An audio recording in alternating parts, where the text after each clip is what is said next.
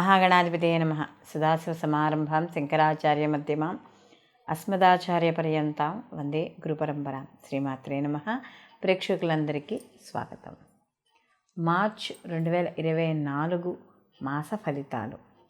ద్వాదశ రాశుల వారికి నవగ్రహ సంచారాలను అనుసరించి శుభాశుభ ఫలితాలు ఏ విధంగా ఉంటాయి, అలాగే వీళ్ళు ఎటువంటి పరిహారాలు చేసుకోవాలి, లేదా ఎటువంటి స్తోత్రాలు నియమాలు పాటించాలి, అలాగే వీళ్ళు తీసుకోవాల్సిన జాగ్రత్తలు ఏమిటి, అలాగే వీళ్ళు ఏదైనా ఒక పనిని మొదలు పెట్టాలంటే వీళ్ళకి ఎటువంటి సమయం మంచిది, ఈ సమయం మంచిది అవునా కాదా, ఇలాంటి విషయాలన్నీ కూడా ఇప్పుడు మనం తెలుసుకుందాం.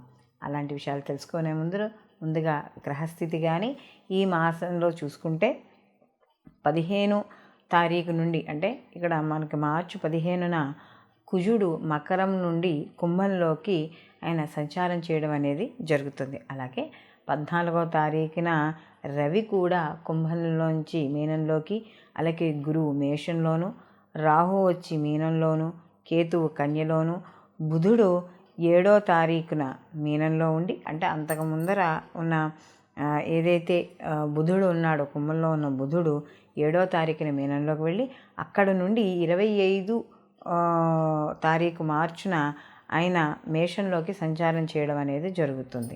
అలాగే శుక్రుడు కూడా మార్చి 7వ తారీఖున కుంభంలోను, తదనంతరం ఆయన అంటే ఇక్కడి నుంచి ఆయన కుంభంలోకి సంచారం చేయడం అనేది జరుగుతుంది.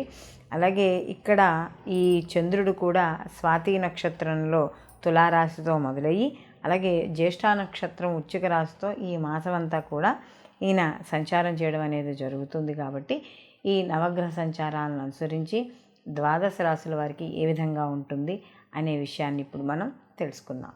సింహరాశిలోకి మగ 1, 2, 3, 4 పాదాలు, పుబ్బ 1, 2, 3, 4 పాదాలు, ఉత్తర 1వ పాదము సింహరాశిలోకి వస్తాయి. సింహరాశి వాడికి చూసుకున్నప్పుడు రాశ్యాధిపతి వచ్చి ఈయన సప్తమంలో సంచారం చేయడం, తర్వాత అష్టమంలోకి సంచారం చేయడం అనేది జరుగుతోంది.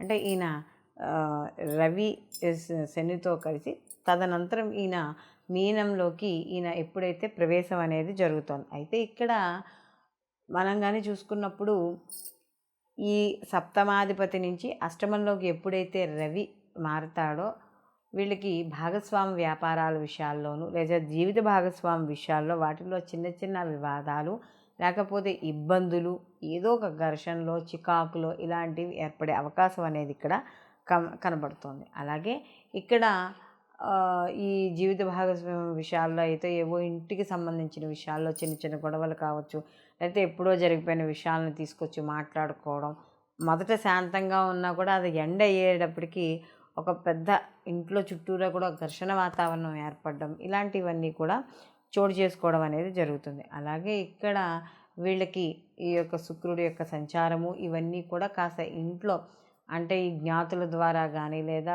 సోదరుల మధ్య కానీ చిన్న చిన్న మనస్పర్ధలు, ఆర్థికపరమైన వ్యవహారాల్లో లేకపోతే తేడా రావడమో, మాట పట్టింపులో ఇలాంటివి వచ్చే అవకాశం అనేది ఎక్కువగా కనబడుతోంది. అలాగే ఇక్కడ వీళ్ళకి కానీ ఈ రవి యొక్క సంచారం చూసుకున్నప్పుడు ముఖ్యంగా అష్టమంలోకి ఎప్పుడైతే వెళ్తారో ఆరోగ్య విషయాల్లో కాస్త జాగ్రత్త అనేది ఎక్కువగా చూసుకోవాలి. అలాగే ఇక్కడ వాహనాల విషయాల్లో వాటిల్లో కూడా వీళ్ళు కొంచెం వ్యవహరించాలి. ఎందుకంటే కుజుని యొక్క మార్పు కూడా, అంటే చతుర్థాధిపతి యొక్క కుజుని మార్పు కూడా కొంచెం శనితో కలిసి ఉండడం, ఇంకో పాపగ్రహంతోనూ శత్రుగ్రహంతోనూ శత్రుక్షేత్రంలోనూ సంచారం చేయడం వల్ల తల్లి ఆరోగ్య విషయాల్లో కావచ్చు, లేకపోతే వాహనాలు నడిపే విషయంలో కావచ్చు, ముఖ్యంగా ఏదైనా ఇల్లు మారేటప్పుడు, లేకపోతే ఇంటికి ఏదైనా కొత్తగా పనులు చేసేటప్పుడు, లేదా ఏదైనా ఇల్లు కొనేటప్పుడు, అగ్రిమెంట్ చేసుకునేటప్పుడు, ఇలాంటి అన్ని విషయాల్లోనూ కూడా కొద్దిగా ఈ సింహరాశి వాళ్ళు జాగ్రత్త అనేది వ్యవహరించాలి.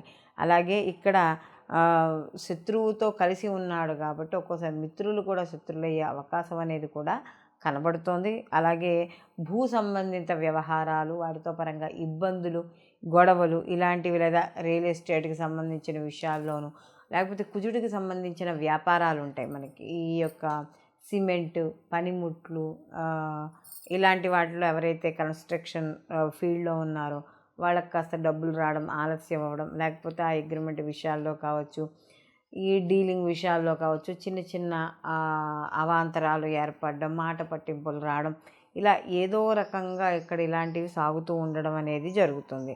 అలాగే ఇంపోర్ట్ ఎక్స్పోర్ట్ వ్యవహారాల్లో కావచ్చు, లేకపోతే ఆన్లైన్ చేసే వ్యాపారాల్లో కావచ్చు, షేర్ మార్కెట్లో కావచ్చు, ఇలాంటి విషయాల్లో మాత్రం తప్పకుండా జాగ్రత్త అనేది వహించాలి. ఎందుకంటే ద్వితీయాధిపతి అయిన బుధుడు కూడా, అంటే వీళ్ళకి ద్వితీయ లాభాధిపతి అయిన బుధుడు కూడా నీచపడ్డం మార్చి 7 నుంచి 27వ తారీఖు వరకు ధనాధిపతి అవ్వడం, ఆ ధనస్థానంలో కేతువు ఉండడం, అందులో ఇక్కడ ఈ యొక్క సింహరాశి వాళ్ళకి కానీ చూసుకున్నప్పుడు లాభాధిపతి కూడా వెళ్ళి నీచపడతాడు. కాబట్టి ఇలాంటి విషయాలలో కొద్దిగా జాగ్రత్త అనేది వ్యవహరించాలి. అంటే వచ్చే వ్యాపార పరంగా కావచ్చు, వృత్తిపరంగా కావచ్చు లాభాలు తగ్గుతాయి.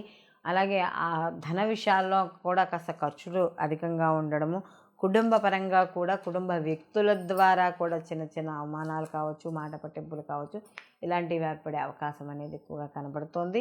అలాగే విద్యార్థులకు మాత్రం కాస్త అనుకూలంగా ఉండడం అనేది జరుగుతుంది.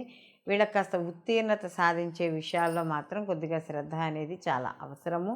అలాగే ఇక్కడ సంతానపరంగా ఎవరైతే ప్రయత్నాలు కానీ ఇలాంటివి చేస్తున్నారో వాళ్ళందరికీ కూడా అనుకూలంగా ఉంటుంది. అయితే ఇక్కడ వాళ్ళ ఆరోగ్య విషయాల్లో వాటిల్లో కూడా జాగ్రత్త వహించుకుంటూ ఉండడం అనేది మంచిది. క్రియేటివిటీ రంగాల్లో, సినీ కళా రంగాల్లో ఉన్న వాళ్ళందరికీ కూడా మంచి అవకాశాలు లభిస్తాయి. కానీ వాటిని సద్వినియోగం అనేది తప్పనిసరిగా ఈ యొక్క సింహరాశి వాళ్ళు చేసుకోవాల్సి వస్తుంది.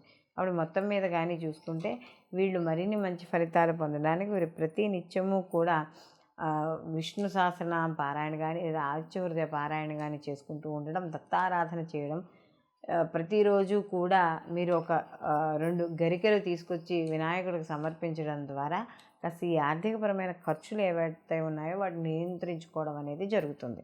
ఇప్పుడు మనం ఈ నవగ్రహ సంచారాలను అనుసరించి ప్రతి రాశికి కూడా వీళ్ళకి శుభాశుభ ఫలితాలు ఏ విధంగా ఉంటాయి అనే విషయాన్ని తెలుసుకుంటున్నాం. అయితే ఇక్కడ ఒక్కొక్క రాశి మీద కొన్ని లక్షల మంది ఆ యొక్క రాశి మీద జన్మించి ఉంటారు. అయితే అందరికీ ఈ విధంగానే ఉంటుందా అని చూసుకుంటే చాలామంది నన్ను అడిగిన ప్రశ్నలు అంటే కొన్ని కామెంట్స్లో పెట్టినప్పుడు కానీ మనకేమవుతుందంటే మీరు బాగుంది అని చెప్తున్నారు, మాకేమో ఇక్కడ బాగాలేదని, కొంతమంది మీరు బాగాలేదు అంటున్నారు ఎందుకు ఇలా బాగాలేదు అని, కొంతమంది ఇలా అంటే మనం చెప్పిన దానికి కొంత వాళ్ళు బాగుందని వాళ్ళకి బాగాలేదని, బాగాలేదన్న వాళ్ళు బాగుందని ఇలా తీసుకుంటున్నారు. ఇక్కడ విషయం ఏంటంటే గోచారంలో ఈ యొక్క స్థితి ఏదైతే ఉందో, గ్రహాల యొక్క స్థితి ఏదైతే ఉందో అది 30% మాత్రమే ఫలితాలను ఇవ్వడం అనేది జరుగుతుంది. మిగతా 40 నుంచి 50% పుట్టిన జనన సమయానికి అప్పుడు ఉన్న గ్రహస్థితి ఏ విధంగా ఉంటుందో దాని మీద ఆధారపడి ఉండడం అనేది జరుగుతుంది. కాబట్టి ఇక్కడ మన జన్మ జాతకంతో పాటుగా గోచార ఫలితాలు కూడా మనం పరిగణనలోకి తీసుకోవాలి. ఇక్కడ మనకి ఇంకొక విషయం ఏమిటంటే మనం పుట్టిన సమయానికి గ్రహస్థితులు వాటి వీక్షణ ఎన్ని డిగ్రీల మీద ఉన్నాయి, శుభగ్రహ వీక్షణ ఉందా లేదా, జరుగుతున్న మహర్దశలు ఏమిటి, అంతర్దశలు ఏమిటి, ఇవన్నీ చూసుకుంటూ, అలాగే గోచారంలో కూడా మనకి ఒక్కొక్క గ్రహం మారుతున్నప్పుడు ప్రతి గ్రహము కూడా ఈ 12 రాశుల్ని చుట్టి వస్తుంది. మారుతున్నప్పుడు ఒక్కో గ్రహము ఆ సమయానికి శుభ ఫలితాలను ఇస్తుంటే ఇంకొక 2-3 గ్రహాలు కొంత అశుభ ఫలితాలను ఇస్తాయి. అప్పుడు మిక్స్ అయినప్పుడు ఏమవుతుందంటే శుభాశుభ ఫలితాలు అనేవి సమానంగా ఉండడం అనేది జరుగుతుంది. ఒక్కొక్కసారి గ్రహాల యొక్క అనుకూలత కూడా చాలా తక్కువగా ఉండడం అనేది జరుగుతుంది గోచారంలో. కాబట్టి మనకి ఈ యొక్క జన్మజాతక ఫలితాలను కూడా పరిగణనలోకి తీసుకున్నప్పుడు మాత్రమే పూర్తి రిజల్ట్ అనేది రావడం జరుగుతుంది. కాబట్టి ఏదైనా ఒక ముఖ్యమైన పనులు చేపట్టేటప్పుడు అది అలాగే వివాహం కావచ్చు, లేకపోతే ఏదైనా వ్యాపారం కావచ్చు, ఏదైనా జీవితంలో ఒక మంచి నిర్ణయం తీసుకునే టైం అంటే ఒక మంచి చేంజ్ రావాలనుకుని మనం ఏదైనా నిర్ణయాలు తీసుకునేటప్పుడు ఓన్లీ గోచార ఫలితాలనే బేస్ చేసుకోకుండా జన్మజాతకంలో పుట్టిన సమయం అది ఉంటుంది కదా, డే టు టైము, అలా లేని వాళ్ళు కనీసం వాళ్ళ యొక్క నామ బలంతోనైనా అంటే వాళ్ళ యొక్క పేరు బలంతోనైనా సరే చూపించుకుని దగ్గరలో మీకు తెలిసిన దైవజ్ఞులు ఎవరైనా ఉంటే, జ్యోతిషులు ఉంటే వాళ్ళకి చూపించుకుని అప్పుడు నిర్ణయాలు తీసుకోవడం అనేది మంచిది. ఓన్లీ గోచార ఫలితాలను మాత్రమే బేస్ చేసుకుని కొత్తగా మార్పులు అవేమి తీసుకోవడం అనేది అంత కరెక్ట్ కాదు.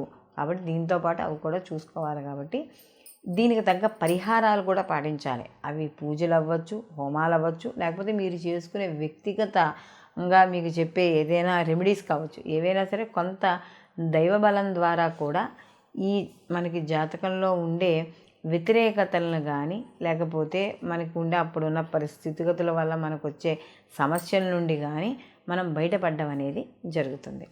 సర్వేజన సుఖినో భవంతు. లోక సంస్థ సుఖినో భవంతు.